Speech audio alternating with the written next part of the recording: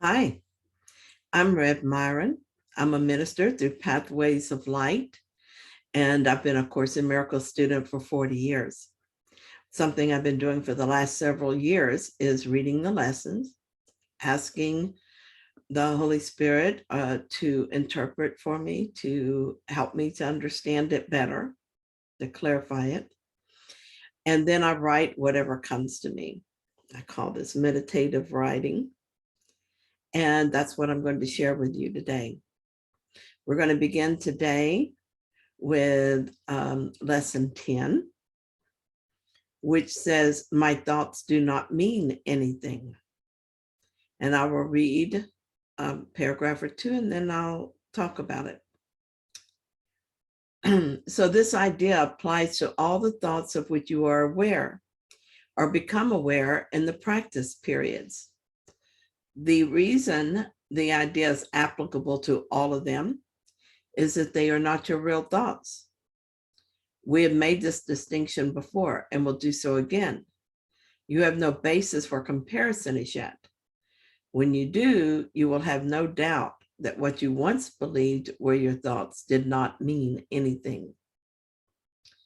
Paragraph 2. This is the second time we've used this kind of idea. The form is only slightly different. This time, the idea is introduced with my thoughts instead of these thoughts, and no link is made overtly with the things around you. The emphasis is now on the lack of reality of what you think you think. So at first glance, it might seem that we've already done this lesson. However, lesson 4 says that these thoughts do not mean anything. This lesson is bringing it closer to home, making it more personal, as it says that my thoughts do not mean anything. Jesus is reminding us that this applies to all our thoughts that are not our real thoughts. This morning, I had a memory of someone I used to work for.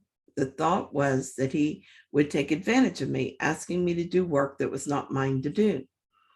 I saw it right away because I don't like how these kinds of thoughts make me feel.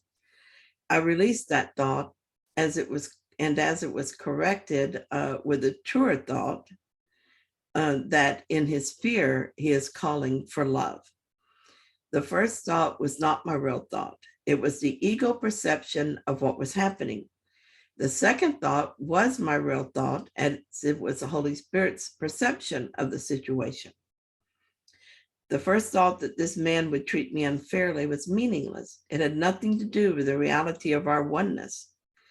The second thought was meaningful because in its forgiving nature, it brings me closer to reality. Paragraph 3, the aspect of the correction process began with the idea that the thoughts of which you are aware are meaningless, outside rather than within, and then stressed their past rather than their present status. Now we are emphasizing that the presence of these thoughts means that you are not thinking. This is merely another way of repeating our earlier statement that your mind is really a blank. To recognize this is to recognize nothingness when you think you see it. As such, it is a prerequisite for vision. In lesson 4, Jesus was introducing us to the fact that our thoughts are meaningless. In that lesson, he introduces the idea of projection, that what we think is then what we see. We will learn that we use projection to try and rid ourselves of our uncomfortable thoughts. But this time, the emphasis is on the presence of these thoughts means that we are not thinking at all. There is a reason that this is important. If we cannot recognize nothingness when we see it, we will not let it go, and we will be blind to vision.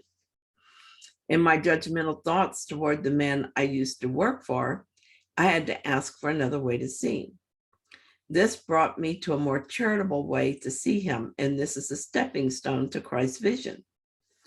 With Christ's vision, I moved from seeing him as calling for love to seeing him as love. In this way, I completely overlook anything that is not love as being irrelevant to his reality. Paragraph 4. Close your eyes for these exercises and introduce them by repeating the idea for today quite slowly to yourself.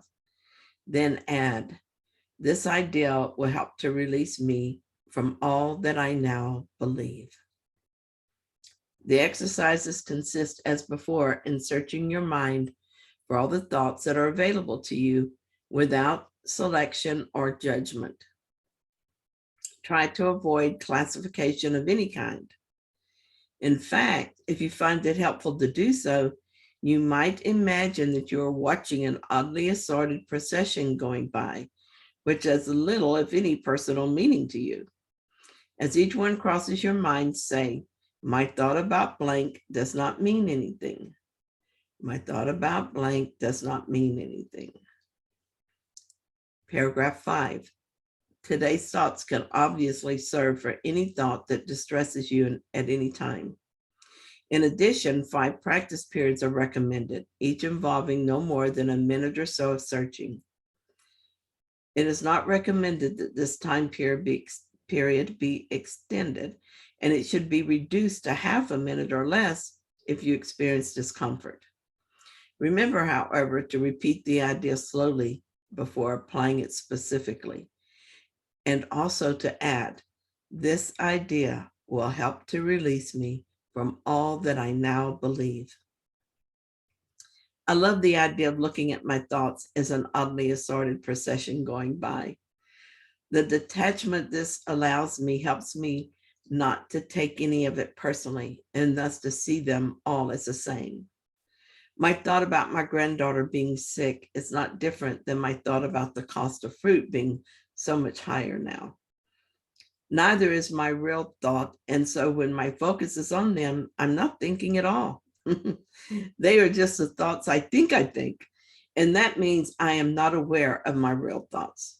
How wonderful that as I do this lesson, I'm being released from all that I now believe. I am making room for the truth.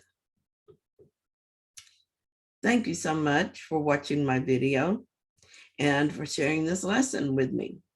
If you enjoyed this, and please like it and subscribe. Okay, see you tomorrow.